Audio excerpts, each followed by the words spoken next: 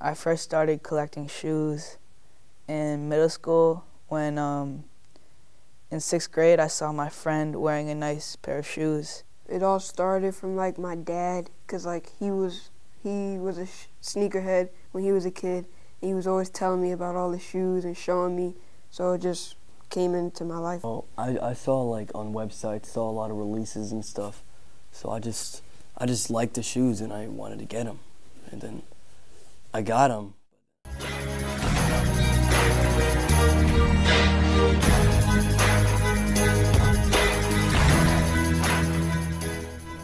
Well, it wasn't the latest Apple gadget or phone that had hundreds of people lined up outside South Florida stores today. It was a pair of sneakers. Jordans have brought Nike over $1 billion in revenue and have built a society of their own by marketing these pricey shoes to the younger teen generation. This phenomenon is not limited to the States but around the world.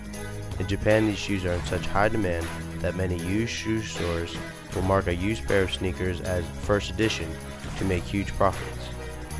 Having such high demand is great for the company, however, can result in riots and violence. Over the years, there have been many reports of robberies and mobs gathering with the release of the newest Jordans. In Richmond, California, a Jordan sale was canceled after a gun went off. In Atlanta, 4 people were arrested after a mob broke down the doors to the entrance of a mall. With a new widespread use of social media, marketing has become easier and cheaper. By using celebrity endorsements and clever glittering generalities, teens are easily swayed to spend big.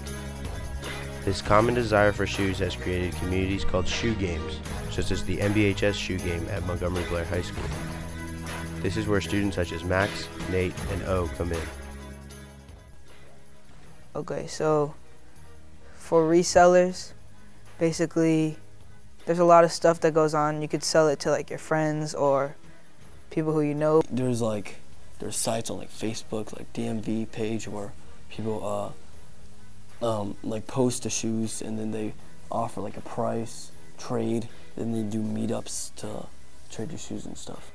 And then you post your shoe and people comment like about trading for them or just buying them. I've sold a pair of shoes to this one kid for $200. It was kind of like weird, because what if I don't know like what he looks like, and then he could like just steal them, like steal my money and something. When he pulls it out, he could just take the money and run or something. So I was worried about that in the beginning. I usually, if I buy a shoe, I usually like it, so I don't like to resell very much. I saw a Facebook post that that a guy had said they're like really 10 out of 10 condition, but then they were actually they're like beaters, and then he took the really nice shoes he wanted to get and left his shoes and just ran. And have you been to any releases? No, not really. I didn't really want to go to any releases. For the Cool Gray 9s that just released. These released on Black Friday, and I was in New York, and like you had to get a ticket and all that, and they said it was like a big line, but I went late. Then the doors open up and you get to you run in. Well, for that pair of shoes you have to get like a ticket, but you're not guaranteed a certain size. So then you have to like run in and like get the shoe as fast as you can. And I was expecting that they were going to be sold out, but no line at all, and got them, left.